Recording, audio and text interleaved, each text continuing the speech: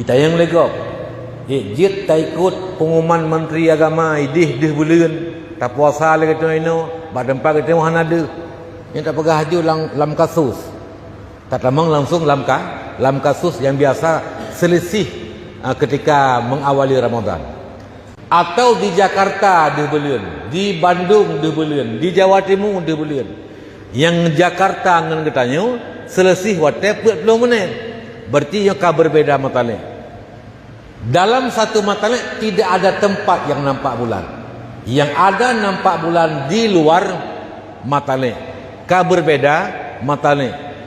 Maka yang kiban hukum apabila bulan di Pulau Jawa, saksi yang bersaksi dimusumpah di kekadi bahawa awaknya kadi bulan.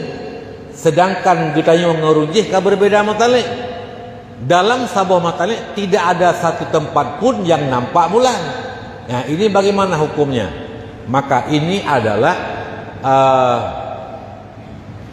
ada dua pendapat ashab.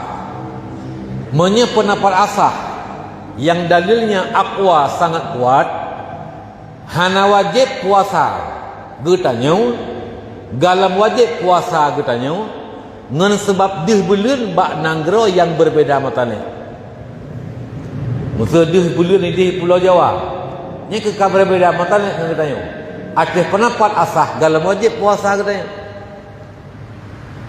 Pendapat yang kedua mukabil asah. Yang dalil mukabil qawi kuat, tapi tidak sekuat dalil asah benar. Wajib puasa urang barat ngan sebab bulan di Nanggro Timur. Jadi sebut hukum bulan di Nanggro Timur kena Nanggro Barat. Wa in ikhtalafal matalik sekalipun berbeda matalik. Ya, jadi bulan di luar matalik. Pendapat pertama getanya ini galam wajib puasa.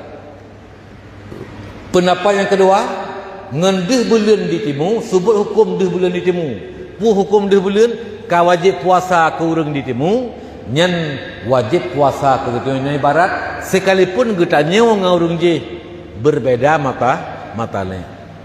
Jadi nyo dua pendapat. Ya. Oleh karena demikian, perlu kata puatannya karena kadang-kadang na urang jak kalam beleun. Jadi na gura-gura katanya hana lagu puasa karena hana dia bulan. Adapun na urang jak bulan memang hana dia sehingga hana ke puasa lam sabuh matalik hana yang dia bulan, hana ke puasa. Nyen hana gekeun urang hana puasa Ramadan. Memang jatuh pendapat pertama dalam wajib puasa.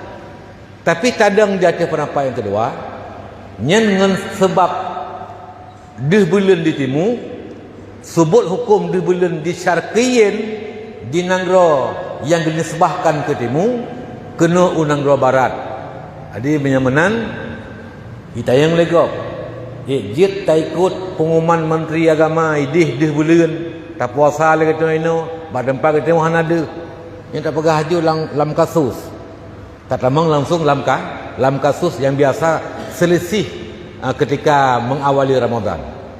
Ya, mai tanuk deng bak pendapat yang kedua, pendapat mukabil yang dalil kuat. Walaupun hana saban kuat dengan pendapat yang pertama, berarti getanya pun ka wajib puasa dengan sebab wajib puasa ini. Pendapat yang pertama, getanya galam wajib puasa, walau idih ka wajib ke getanya galam wajib. Jadi menyamanan yang urang yang kagak puasa, baik takun dia getanya yang hana tak puasa urang yang hana ke puasa baik takun dia getanya yang kagak tung puasa. Tapi menyelisih watai tok 2 euro awal getanya. 2 euro awal baru puasa agop, 2 euro getanya baru puasa agop. Nya hana terhodam. Ngan hisab han tatame ngan ru'yah lebih lah. Wajib puasa ngan 20 genap bulan Syaban 20 atau ngan sebab takalan bulan Ramadan. Ya.